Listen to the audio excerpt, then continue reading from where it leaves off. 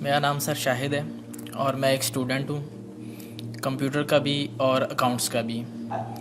میں حال ہی میں یوں سمجھیے کہ قرآن پاک کی طرف رجوع کیا میں نے اور اس کو سمجھنے کی کوشش کر رہا ہوں، لیکن ایک عجیب سی بات یہ آ رہی ہے کہ اتنا زیادہ میٹر موجود ہے قرآن پاک کو سمجھنے کے لیے بھی کہ اس کے کوئی بنیادی اصول سمجھ میں نہیں آ رہے ہیں کہ انڈرسٹینڈنگ اس کو کیسے کرنی چاہیے، سٹیپ وائز کس طرح اس کو سمجھنا چاہیے، آیا کہ ناظرہ اس کو کرنا چاہیے، احادیث سے اس کو سمجھنا چاہیے یا کیسے؟ کیونکہ اگر ہم احادیث کو بھی اٹھا لیتے ہیں پڑھتے ہیں تو کچھ علماء کہتے ہیں جی کہ احادیث کے بارے میں بھی یہ ہے کہ کچھ ضعیف ہیں یا حسن ہیں یا اس کا مطلب کسی خاص وقت کے لیے تھا۔ تو ایک عجیب سا مطلب کہ ذہن کے اندر ایک وہ تلاطم ہو جاتا ہے کہ آدمی کرے کیا کرے، کس طریقے سے اس کو مطلب کہ انڈرسٹینڈ کرنے کی کوشش کرے کہ وہ ایک سیدھی راہ کے اوپر آ جائے کہ اسے قرآن پاک کی بنیادی جو تعلیمات ہیں ان کے اوپر چل کے کم لیکن کامل علم کو حاصل کر سکے۔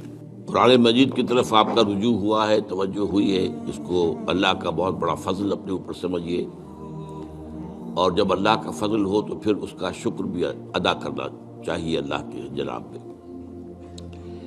میں آپ سے ایک عجیب بات کہہ رہا ہوں، شاید آپ کو بہت وہ نئی سی لگے گی۔ قرآن کو ایسے پڑھیے جیسے بدو پڑھتے تھے۔ بدو نہ فلسفی تھے، نہ منطقی تھے، نہ سائنسدان تھے، نہ ابھی حدیثیں ان کے پاس تھیں، نہ ابھی فقہ مرتب ہوئی تھی۔ وہ کیا تھا؟ عربی زبان، یہ ان کی اپنی تھی۔ تو شرط اول جو ہے قرآن مجید کو سمجھنے کے لیے وہ عربی زبان کا صرف و نحو صحیح جاننا یہ لازم ہے۔ پھر قرآن کے متن ہی کو اصل سمجھیے۔ البتہ یہ ہے کہ اس کو آپ سمجھیں کہ یہ پہلا مرحلہ ہے قرآن پر غور کا، قرآن پر فکر کا، قرآن پر سوچ کا۔ اس کے بعد اگلے مراحل بھی آئیں گے۔ اسی قرآن سے پھر قوانین جو ہے وہ اخذ ہونے ہیں۔ اچھا، اس میں بعض سے واقعات ایسے ہیں کہ جو تو ایک تاریخی حیثیت رکھتے ہیں، اب ان میں اس واقعے کے ضمن میں تفصیل میں کہیں کوئی اختلاف ہو گیا تو کوئی حرج واقع نہیں ہوتا۔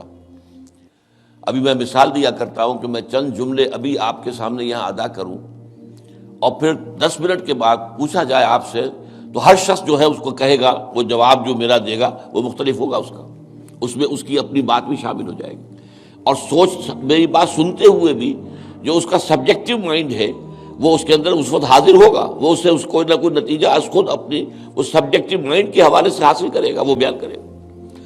تو ان چیزوں میں احادیث میں اگر کوئی اختلاف بھی ہو جائے تو اس میں پریشان ہونے کی ضرورت نہیں ہے۔